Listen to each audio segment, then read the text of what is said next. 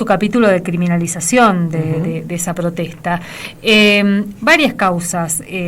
Hace unas semanas estábamos siguiendo lo que pasó con los trabajadores de salud, que fueron imputados también. 12 de ellos tuvieron que ir a declarar, una serie de hechos que fuimos contando. Pero una de las primeras causas que avanzó y avanzó rápidamente es la de desobediencia judicial contra Mónica Gurina y Leandro Sánchez, que ya estaría en condiciones de elevarse a juicio oral, por lo que vimos. Está en línea Eduardo Paredes, que es abogado defensor tanto de Mónica como de Leandro, para contarnos un poco de este fallo. Eduardo, muy buenas tardes, ¿cómo estás? Miguel Riquelme, Alicia Rivas, te saludamos. Hola Miguel, Alicia, ¿cómo están? Bien, bien. Bien, bueno, contanos, ¿cómo se explica este fallo? Bueno, ¿cómo se explica el fallo? Porque, estamos en Misiones y era obvio que después de la instrucción iba a hacer esto. Ahí, si ustedes tienen a mano el expediente, van a ver que es un absurdo todo la resolución. Primero porque el derecho a peticionar, el derecho a huelga está muy por arriba. Si los derechos no son todos iguales, siempre un derecho hay una prelación de derechos. Y el cortar una calle, que lo único que hace es entorpecer un poco, generar cierta incomodidad de dar la vuelta manzana, digamos, no más que eso, no puede estar por arriba del derecho a la alimentación, derechos fundamentales, que no es solo el derecho a peticionar, es un derecho fundamental del sistema democrático, además. Es uno de los primeros, el primer derecho, dice Gargarella, y el derecho de reunión, tutelado estrictamente también por los pactos internacionales, entre eso la Convención Americana. Con lo cual, el fallo en sí mismo ya no va a poder, esto nunca va a llegar a una sentencia. Es más, yo lo hubiese llevado y le dije a Mónica directamente a juicio, porque esto tiene que ser como una especie de ateneo público, como eran de los antiguos griegos, y no tener oculto en un expediente. Y la segunda imputación es aún más absurda, porque es el tema de la desobediencia, que ellos nunca fueron notificados. Y como los vieron que estaban ahí, como son dirigentes, a pesar de que hay una persona que declara que ellos residen en la asamblea. Así que eso tampoco es procedente, pero eso no es procedente desde el punto de vista formal, material, digamos. Porque para poder cometer desobediencia uno tiene que ser imputado directamente. Tiene que ser intimado la persona, cosa que ellos nunca fueron notificados. Entonces, para entender, ¿por qué llegan entonces a cuál es el delito que le imputan, además de desobediencia, para poder llegar a esta instancia? Entorpecimiento del transporte. Son delitos imagínate que la desobediencia tiene una pena de 15 días a 1 año, y la otra tiene, creo, 3 meses a 2 años. Son delitos que no hay ni una posibilidad de que tengan detención ni condena de ejecución.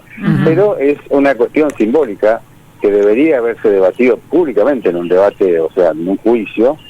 Lo que pasa es que, ¿qué pasa con esta sentencia, o esta resolución del juez de instrucción?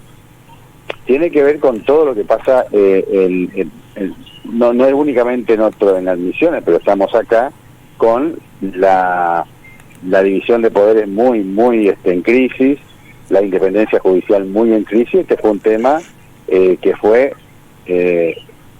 puso a la provincia de Misiones a nivel nacional, mostrando realmente lo que es.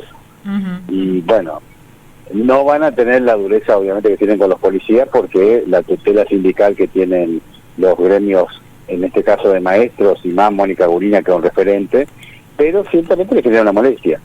¿Qué va a pasar con esto en el tiempo? Nada. No van a ser condenados. Ahora, me gustaría que analicemos eso también, ¿no? Porque en este caso, esta última frase tuya es más bien un análisis político del asunto, y es por ahí, me parece que puede seguir la cuestión. Queda un legajo de todas maneras con una sentencia. Es una sentencia, es un requerimiento de elevación. Sentencia no van a tener. No, y no se sostendría, porque si bien la Corte, hay viejos fallos de la década del 80, entre eso el caso Schifrin, muy criticado. La Corte argentina ha tenido un ida y vuelta con eso, pero en general que el tampoco caso es una Schifrin, buena... Eduardo, un poco para graficar, era...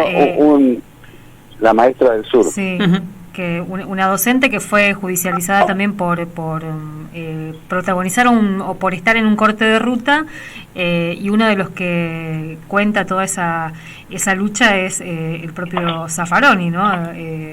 Raúl Zaffaroni, contando un poco ese precedente. Y ese caso dio lugar a muchos análisis ateneos y demás. Y después hubieron otros casos, por ejemplo, en un corte de la vía del tren, y bueno, evitaron condenar diciendo que fue un corte por muy poco tiempo, que además el gremio estaba de paro, que no provocaron más que cierto inconveniente. Por otra parte, también en otros casos los tribunales han dicho, bueno, cuando hay una manifestación que se gana en la Argentina, la gente corta las calles horas sin ninguna autorización, por lo tanto es un absurdo este tipo. Y más en estos casos que la Corte saldría hasta por la tangente, porque en realidad en el caso Schifrin y los otros casos que persiguieron son cortes de ruta. En general la jurisprudencia ha tolerado siempre que haya un camino alternativo o media calzada y no sea criminalizado. En este caso es una avenida con la cual los colectivos lo único que hacían es doblaban una cuadra antes o daban la vuelta. Es decir, no es ni siquiera asimilable al corte de ruta. Más allá que eso debería ser secundario, porque lo que la Corte nunca dijo con claridad, por lo menos la Corte remanente que hay ahora, es que el derecho a peticionar y el derecho a huelga están por sobre el derecho a transitar, porque hay una prelación de derechos. En todo caso, por eso se ha buscado la alternativa, que si hay un camino lateral es suficiente. En el caso de la ciudad es más que claro que lo único que hacían los colectivos doblaban 2 cuadras. Eduardo, ¿y cómo construyen esta causa? ¿Qué pruebas aportan? ¿Qué testimonios van sumando? ¿Quiénes son los denunciantes?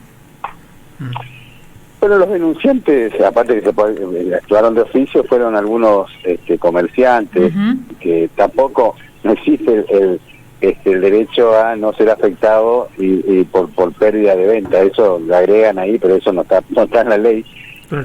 Y de una intimación que hubo del juzgado de valor del civil de instrucción 6, pero no fueron nunca intimados Mónica y Leandro, ellos no, sino en general.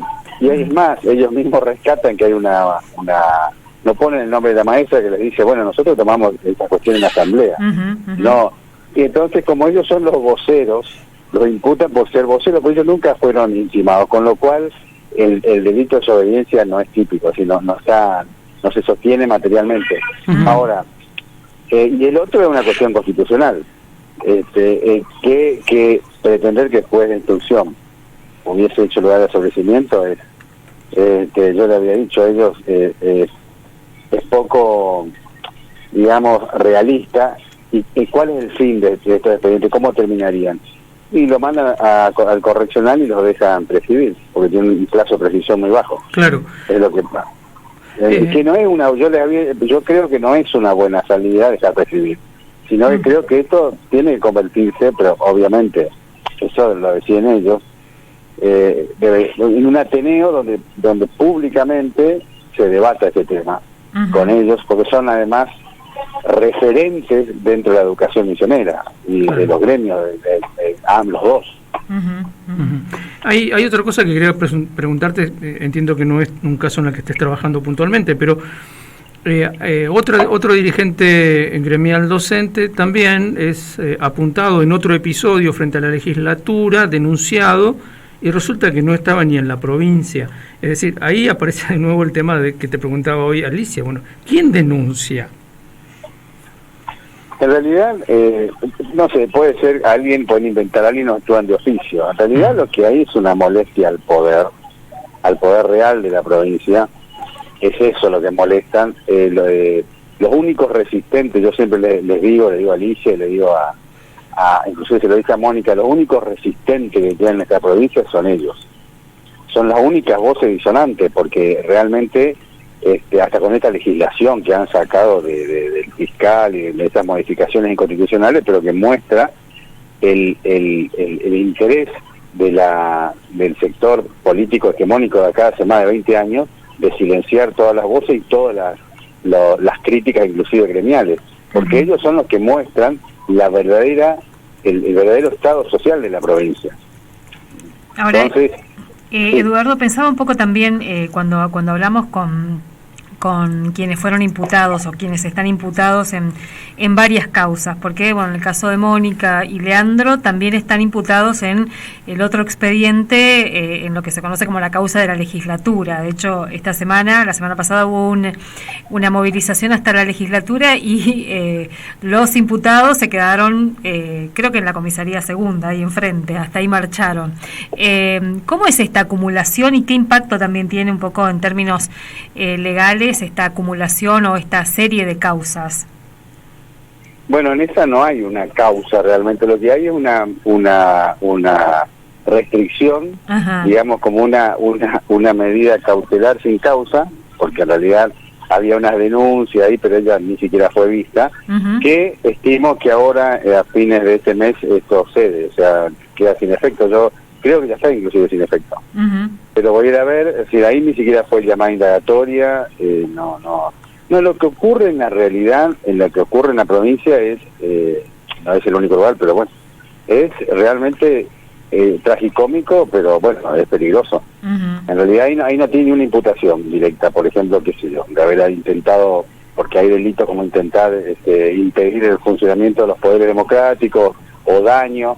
No tiene ni una imputación concreta en ninguno de ellos. Uh-huh. Ninguno. Sí, Básicamente lo que hacen todo esto es esto, ¿no? Ponerles límites, criminalizarlos. Nunca van a ser condenados, pero generan un proceso, aunque después prescriba. Y eso lo que va llevando a que las personas cada vez se vayan limitando por temor. Uh-huh. Y es natural eso.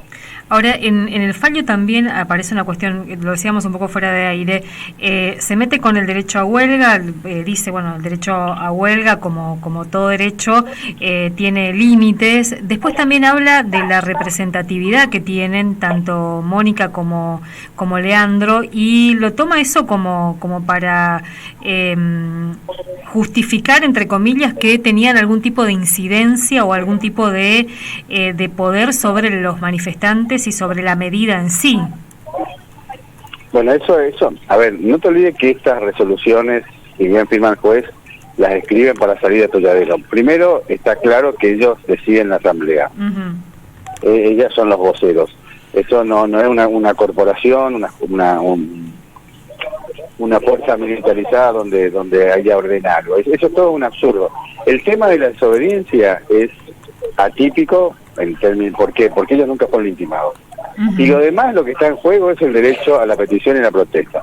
Claro. Y es tan absurdo que el Estado mismo reconoce que eso es parte del derecho constitucional a peticionar, que después se sienta en una mesa de diálogo y se logran ciertos objetivos salariales. Uh-huh. Por lo tanto, eso mismo ya falsa toda el sostén de este fallo. Lo que pasa es que